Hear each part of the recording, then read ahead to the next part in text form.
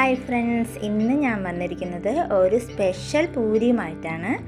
കണ്ടോ, കാണുമ്പോൾ തന്നെ നല്ല കളറായിട്ടില്ലേ? പച്ച, ചുവപ്പ്, മഞ്ഞ, പിന്നെ നമ്മുടെ സാധാ നമ്മളുണ്ടാക്കുന്ന പൂരി.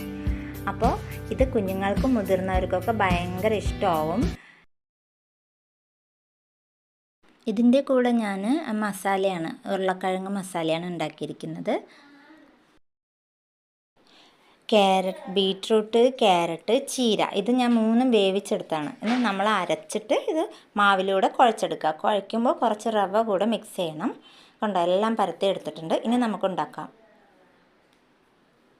നന്നായി പൊള്ളി വരുന്നുണ്ട്. നല്ല സോഫ്റ്റാണ് ഈ പൂരി.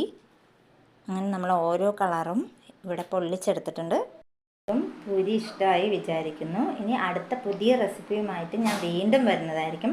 അപ്പോൾ ഫോളോ ചെയ്യാത്തവരെല്ലാവരും ഒന്ന് ഫോളോ ചെയ്ത് വെക്കണേ.